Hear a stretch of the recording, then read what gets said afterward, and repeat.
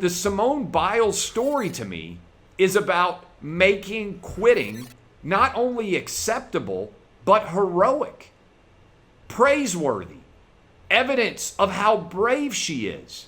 Simone Biles can quit. She never has to compete again if she doesn't want to. But she quit on her team in the middle of the biggest event that they will have in 5 years. Her performance and or failure to perform may well have cost her team the gold medal.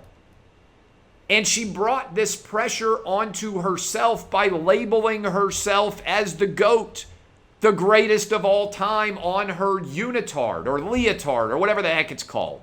She literally put a GOAT on it. And then she quit on her team.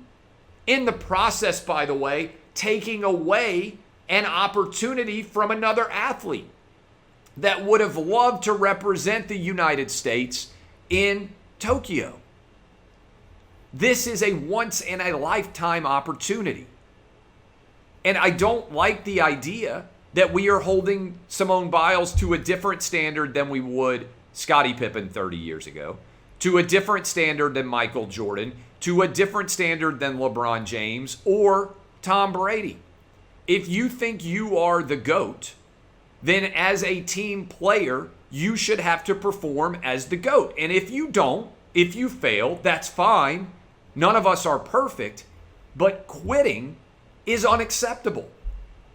And I am stunned by the number of people out there I see saying, oh, this is so brave of her. This is so courageous of her to quit in the middle of the biggest competition of most of her teammates' lives. That is not brave. That is not courageous.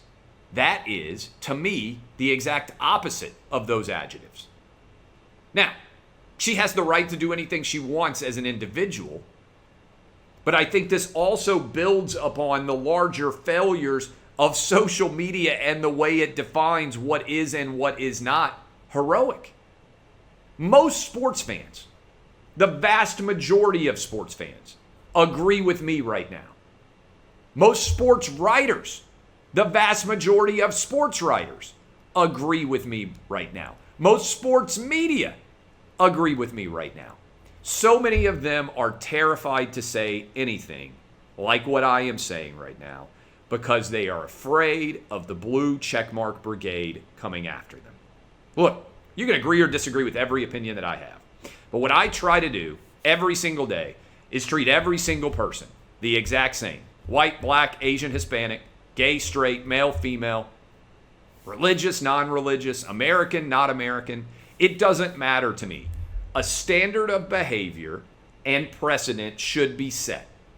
If we are going to praise Tom Brady and Michael Jordan as what I think is fairly the two greatest American team sport athletes of all time, then we would hold them to a high standard of performance.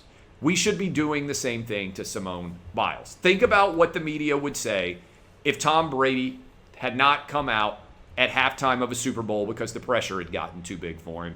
Think about what would have happened if Michael Jordan hadn't shown up for one of his Game 7s.